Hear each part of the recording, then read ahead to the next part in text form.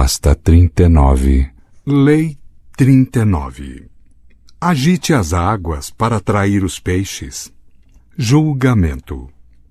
Raiva e reações emocionais são contraprodutivas do ponto de vista estratégico. Você precisa se manter sempre calmo e objetivo, mas se conseguir irritar o inimigo sem perder a calma, você ganha uma inegável vantagem. Desequilibre o inimigo, descubra uma brecha na sua vaidade para confundi-lo e é você quem fica no comando. A lei transgredida. Em janeiro de 1809, um Napoleão agitado e ansioso voltou correndo das suas guerras na Espanha para Paris. Seus espiões e confidentes haviam confirmado os boatos de que seu ministro das Relações Exteriores, Talleyrand, tinha conspirado contra ele junto com Fouché, o ministro da polícia. Ao chegar, o chocado imperador mandou chamar imediatamente os seus ministros ao palácio. Acompanhando-os até a reunião, logo após terem chegado, ele começou a andar de um lado para o outro, falando vagamente sobre conspiradores que agiam contra ele, especuladores que derrubavam a bolsa de valores, legisladores que emperravam o andamento das suas políticas e seus próprios ministros que o arruinavam. Enquanto Napoleão falava, Talleyrand, apoiando-se no consolo da lareira, demonstrava total indiferença. Encarando Talleyrand, Napoleão anunciou: para estes ministros, a traição começou quando eles se permitiram duvidar. Ele esperava que o ministro se assustasse ao ouvir a palavra traição, mas Talleyrand sorriu apenas, calmo e entediado.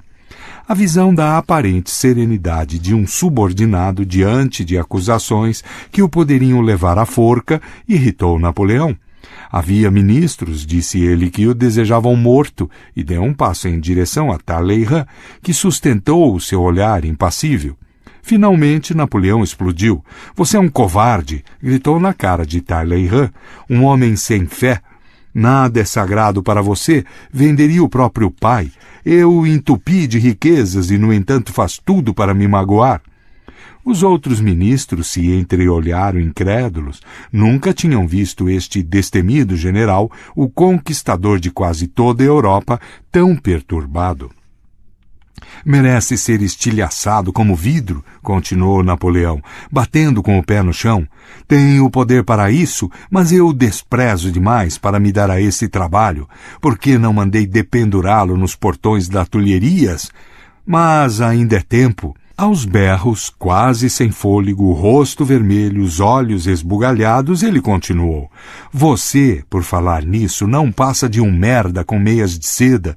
E a sua mulher? Nunca me disse que São Carlos era amante da sua mulher? Certamente, senhor, não me ocorreu que esta informação tivesse alguma importância para a glória de vossa majestade ou para a minha, disse Talleyrand, calmo, imperturbável. Após mais alguns insultos, Napoleão se retirou. Talleyrand cruzou a sala lentamente no seu claudicar característico. Enquanto os criados o ajudavam a vestir o casaco, ele se virou para os outros ministros, todos temendo não vê-lo nunca mais, e disse: que lástima, senhores, que um homem tão grande seja tão mal educado. Apesar da raiva, Napoleão não mandou prender o seu ministro das Relações Exteriores, liberou-o apenas das suas obrigações e o baniu da corte, acreditando que para aquele homem a humilhação já era castigo suficiente. Ele não percebeu que a notícia do seu discurso se espalhou rápido, que o imperador tinha perdido totalmente o controle e que Talleyrand o humilhara mantendo a compostura e a dignidade. Uma página tinha sido virada.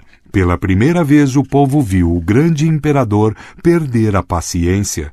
Espalhou-se uma sensação de que ele estava em declínio. Como Talleyrand disse mais tarde, é o começo do fim. Interpretação.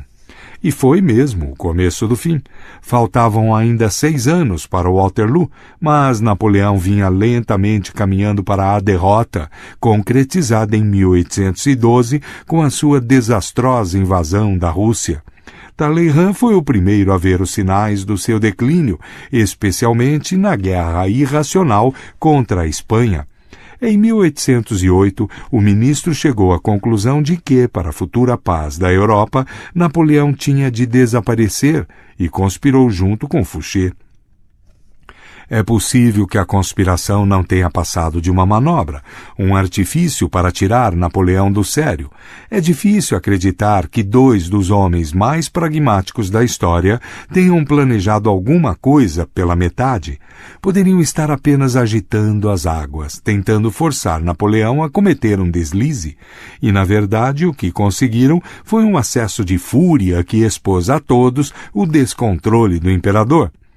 De fato, a explosão daquela tarde, de tão rápida fama, teve um efeito profundamente negativo sobre a sua imagem pública. Este é o problema da reação irada. No início assusta e aterroriza, mas não a todos. Com o passar do tempo, porém, a tempestade se acalma e surgem outras reações: constrangimento e embaraço com o descontrole daquele que gritou, e ressentimento pelo que foi dito. Com raiva você faz acusações exageradas e injustas, mas alguns desses destemperos e as pessoas começam a contagem regressiva para você desaparecer de cena. Diante de uma conspiração contra ele, uma conspiração entre seus dois ministros mais importantes, Napoleão sem dúvida tinha o direito de ficar zangado e ansioso.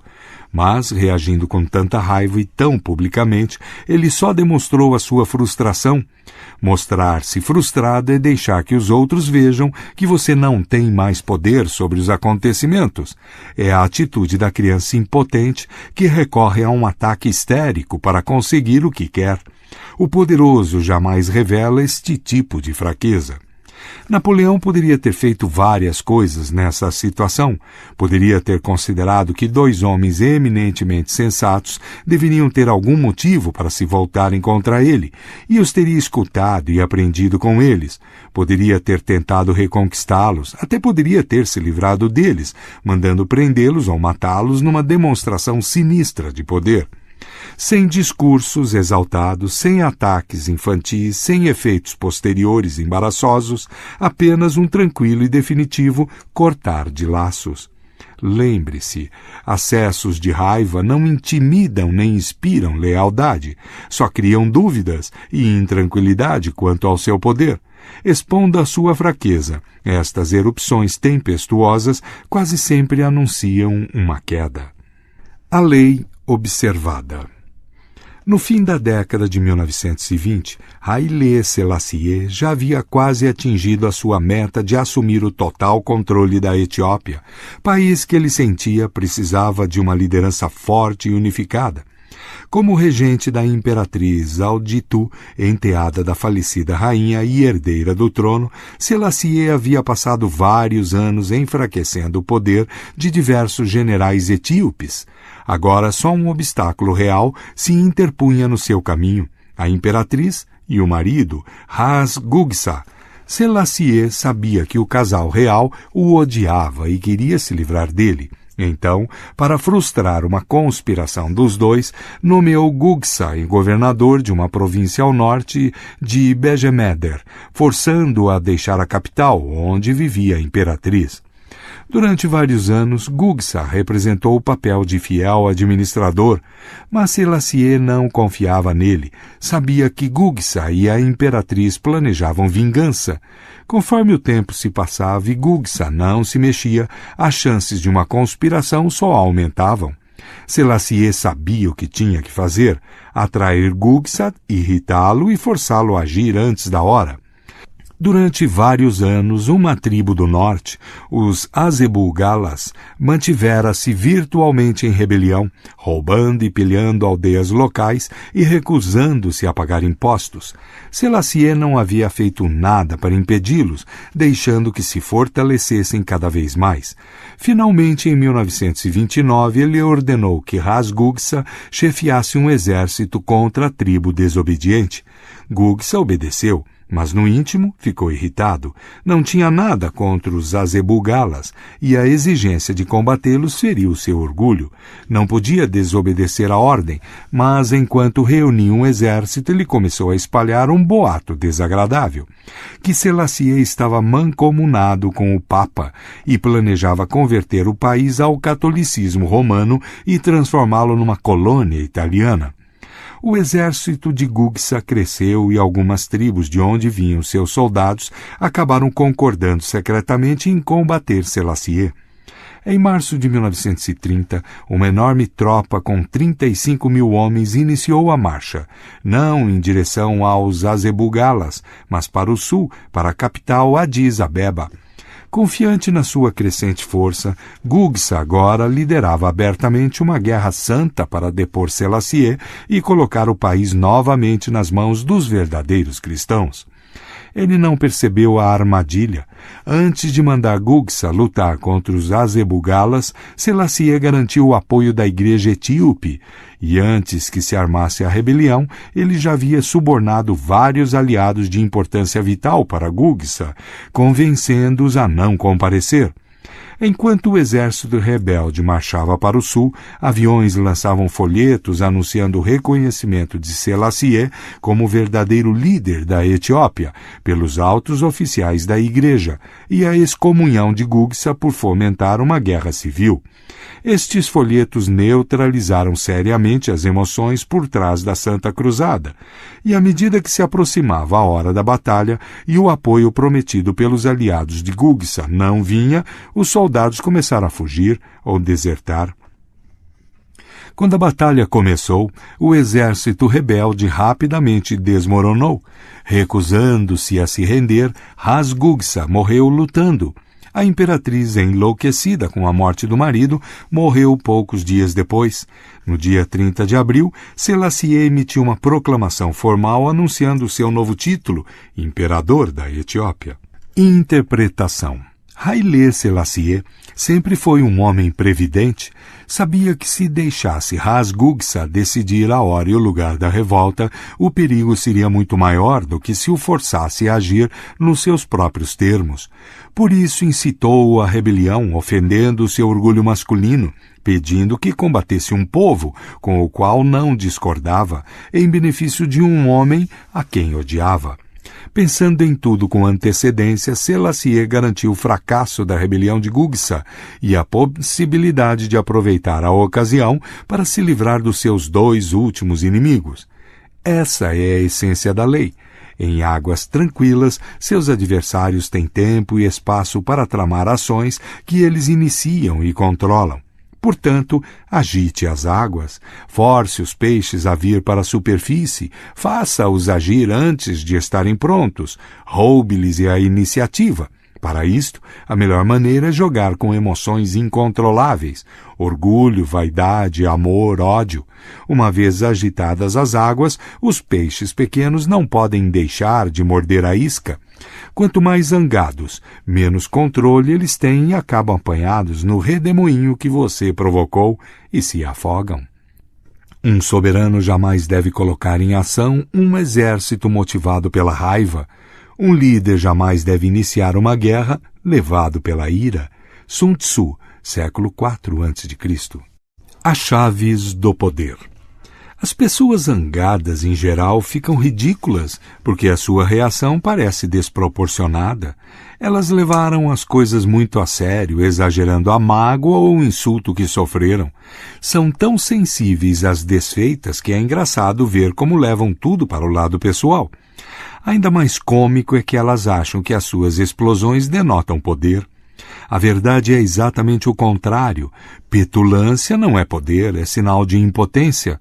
As pessoas podem se sentir intimidadas durante um certo tempo com seus acessos de raiva, mas acabam perdendo o respeito por você. Percebem também que é fácil abalar alguém tão descontrolado. Mas a solução não é reprimir as reações de raiva ou emocionais. A repressão nos tira a energia e nos força a ter comportamentos estranhos. Temos é que ver as coisas de outra maneira. Temos de perceber que nada na esfera social e no jogo de poder é pessoal. Todo mundo está preso a uma cadeia de acontecimentos que vem de muito longe. Nossa raiva quase sempre vem de problemas na nossa infância, de problemas que nossos pais, por sua vez, tiveram na infância deles e assim por diante. Nossa raiva também é proveniente de nossas muitas interações com outras pessoas, de decepções e tristezas acumuladas. Parece que um determinado indivíduo é o responsável pela raiva que estamos sentindo, mas as coisas são mais complicadas. Não é só aquilo que ele nos fez. Se alguém explode de raiva com você, e isso parece desproporcional com o que você lhe fez, lembre-se de que a explosão não se dirige exclusivamente a você. Não seja tão vaidoso. A causa é muito maior, está lá no passado, envolve dezenas de mágoas anteriores e, na verdade, nem vale a pena tentar compreender. Em vez de considerar isso como um rancor pessoal, pense como sendo uma atitude de poder disfarçada, uma tentativa de controlar ou punir você escondida por baixo de sentimentos de mágoa e raiva. Esta mudança de perspectiva permitirá que você faça o jogo do poder com mais clareza e energia, em vez de reagir exageradamente e se envolver nas emoções das pessoas. Você tira proveito do descontrole delas. Enquanto elas perdem a cabeça, a sua não sai do lugar. Durante uma importante batalha na Guerra dos Três Reinos, no século III d.C., os conselheiros do comandante Tsao descobriram documentos que provavam que alguns generais tinham se aliado ao inimigo para tramar uma conspiração e insistiram para que esses homens fossem presos e executados. Mas Tsao mandou queimar os documentos e esquecer o assunto. Naquele momento crítico da batalha, ficar aborrecido ou exigir justiça repercutiria mal para ele. Uma atitude tempestuosa chamaria atenção para a deslealdade dos generais, o que seria prejudicial para o moral das tropas. A justiça podia aguardar. Ele trataria dos generais quando chegasse a hora. Tsao manteve a sua cabeça no lugar e tomou a decisão certa. Compare isto com o modo como Napoleão reagiu a Talleyrand. Em vez de levar a conspiração para o lado pessoal, o imperador deveria ter feito o jogo de Tsao, pesando atentamente as consequências de todas as suas atitudes. A reação mais eficaz no final teria sido ignorar Talleyrand ou trazer aos poucos o ministro para o seu lado e puni-lo mais tarde. A raiva só reduz as suas opções, e o poderoso não avança sem opções. Uma vez aprendendo a não levar as coisas para o lado pessoal e a controlar suas reações emocionais, você terá se colocado numa posição de enorme poder. Agora você pode jogar com as reações emocionais dos outros. Provoque o inseguro, desconfiando da sua masculinidade e acenando com a possibilidade de uma vitória fácil. Faça como Houdini ao ser desafiado pelo mágico de menos sucesso, Kepline. Demonstre uma aparência de fraqueza. Houdini deixou Kepline roubar a combinação de um par de algemas para levar o seu adversário a agir. Depois, você o vence facilmente. Com um arrogante também você pode parecer mais fraco do que é, fazendo-o agir precipitadamente. Sun Pin, comandante dos exércitos de Xi e fiel discípulo de Sun Tzu, certa vez liderou suas tropas contra os exércitos de Wei, 2 vezes maior. Vamos acender 100.000 fogueiras quando nosso exército entrar em Wei, sugeriu Sun Pin. 50.000 no dia seguinte e só 30.000 no terceiro dia. No terceiro dia, o general Wei exclamou: eu sabia que os homens de Xi eram uns covardes e em apenas 3 dias mais da metade desertou. E aí, deixando para trás a sua lenta infantaria pesada, o general com uma força levemente armada. As tropas de Sun Pin recuaram, atraindo os homens de Wei para uma estreita passagem, onde armaram uma emboscada e os destruíram. Com o general Wei morto e suas forças dizimadas, Sun Pin derrotou o resto do seu exército. Diante de um inimigo com a cabeça quente, a melhor reação é não reagir.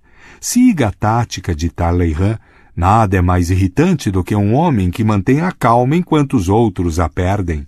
Se é vantagem para você perturbar as pessoas, adote uma pose aristocrática, entediada, sem ridicularizar nem se mostrar triunfante, mas simplesmente indiferente. Vão ficar irritadíssimas. Enquanto elas enfiam os pés pelas mãos num acesso de raiva, você terá obtido várias vitórias, e uma delas é a de ter conservado a sua dignidade e a sua compostura diante de uma atitude tão infantil. Imagem: o tanque de peixes. A água está límpida e tranquila e os peixes nadam no fundo. Agite-a e eles aparecem. Agite-as ainda mais e eles ficam zangados. Vem à tona, abocanhando o que estiver na frente, inclusive o anzol com a isca fresca. A autoridade. Se o seu adversário tem um temperamento irado, procure irritá-lo. Se é arrogante, tente encorajar o seu egoísmo. O especialista em fazer o inimigo agir cria a situação adequada. Atrai o inimigo com algo que certamente lhe pegará. Ele mantém o inimigo em movimento, segurando a isca, e depois o ataca com tropas seletas. Sun Tzu, século IV a.C. O inverso. É preciso ter cuidado quando se joga com as emoções das pessoas. Estude o inimigo antes. É melhor deixar alguns peixes no fundo do lago. Os líderes da cidade de Tiro, capital da antiga Fenícia, tinham certeza de que conseguiriam resistir a Alexandre o Grande, que havia conquistado o Oriente, mas não chegará a atacar a cidade deles, bem protegida pela água. Mandaram embaixadores dizer a Alexandre que o reconheciam como imperador, mas não permitiriam que ele ou os seus homens entrassem em Tiro. Claro que ele ficou furioso com isso e imediatamente cercou a cidade. Durante 4 meses ela resistiu ao assédio de Alexandre, e ele acabou achando que não valia a pena tanto esforço e resolveu fazer um acordo com os tírios. Mas eles, percebendo que já tinham feito Alexandre morder a isca e certos de que poderiam continuar resistindo, recusaram-se a negociar. De fato, mataram os seus mensageiros. Alexandre ficou furioso. Agora não importava mais quanto tempo ia durar o cerco ou quantos homens seriam necessários. Ele tinha recursos e faria o que fosse preciso. Voltou a atacar com tamanha tenacidade que em poucos dias capturou Tiro, reduziu a cinzas e vendeu seus habitantes como escravos. Você pode atrair os poderosos e levá-los a se comprometer e dividir suas forças, como fez Sun Pin. Mas veja antes como está a água. Encontre uma brecha na sua fortaleza. Se não houver, se eles forem insuportavelmente fortes, você não tem nada a ganhar, só a perder, provocando-os. Escolha bem para quem você vai lançar a sua isca e não excite os tubarões. Finalmente, às vezes explodir de raiva na hora oportuna pode lhe fazer bem, mas deve ser uma raiva produzida e controlada por você. Nesse caso, você pode determinar exatamente a quem ela afetará e como. Não desperte reações que o prejudicarão com o passar do tempo e raramente esbraveje ameaças terríveis para que elas sejam ainda mais intimidantes e significativas. Encenadas de propósito ou não, se as suas explosões forem muito frequentes, acabam perdendo o poder. Notas. Itakura Shigemune moe o seu próprio chá. O Shoshidai Itakura Suo no Kami Shigemune de Kyoto apreciava muito a chá no yu, a cerimônia do chá, e costumava moer o seu próprio chá durante as sessões do tribunal onde era juiz, e este era o motivo. Certa vez ele pediu a um amigo, um mercador de chá chamado Eiki, que era seu companheiro na chá no yu, que lhe dissesse francamente qual era a opinião do público a seu respeito. Bem, disse Eiki, dizem que você se irrita muito se as pessoas não apresentam claramente as suas opiniões e as repreende. O povo, portanto, tem medo de vir se queixar e, quando o faz, a verdade não é revelada. Ah, fico contente por ter me dito isso, retrucou Shigemune. Pensando bem, tenho essa maneira brusca de falar e as pessoas humildes e aquelas que não se expressam com facilidade, sem dúvida ficam confusas e não conseguem apresentar o seu caso com clareza. Vou cuidar para que isso não se repita. A partir de então, ele mandava colocar um moedor de chá na sua frente, e na frente do moedor, os soshi cobertos de papel, e ficava ali sentado, moendo chá, procurando manter a calma, enquanto ouvia as queixas. Assim, era fácil ele ver se estava tendo uma atitude irritada ou não, observando o chá, que não cairia de maneira uniforme do moedor, nem na consistência adequada, caso ele se agitasse. A justiça, então, era feita imparcialmente e as pessoas iam embora satisfeitas. Sha no Yu, The Japanese Tea Ceremony, A. L. Sadler, 1962. Se possível, não se deve tratar ninguém com animosidade. Dirigir-se a uma pessoa com raiva, mostrar o ódio com palavras ou expressões faciais é uma atitude desnecessária, perigosa, tola, ridícula e vulgar. Raiva e ódio não se devem revelar senão no que se faz, e os sentimentos serão muito mais eficazes na ação, desde que se evite exibi-los de qualquer outra maneira. Só os animais de sangue frio têm a mordida venenosa. Arthur Schopenhauer, 1788-1860. O macaco e o marimbondo. Um macaco, mastigando uma pera madura, foi importunado pela desfaçatez de um marimbondo que a todo custo queria um pedaço. Depois de ameaçá-lo com sua ira, se continuasse hesitando em atender à sua exigência, o marimbondo pousou na fruta, mas foi logo dali enxotado pelo macaco.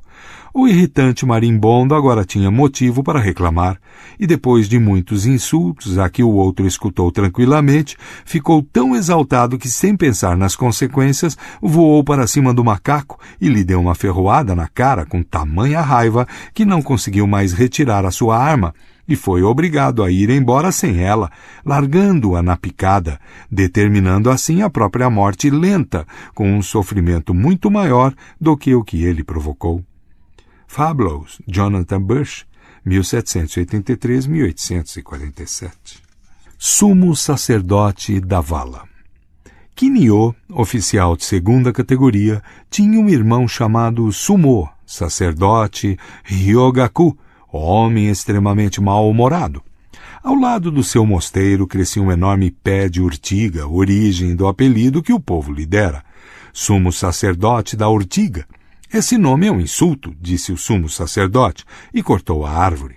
O toco ficou ali e as pessoas começaram a chamá-lo de sumo sacerdote do toco. Mais furioso do que nunca, Ryogaku mandou arrancar fora o toco, mas no lugar ficou uma grande vala. As pessoas agora o chamam de sumo sacerdote da vala. Ensaio sobre o ócio, Kenko, Japão, século XIV. Fim de notas.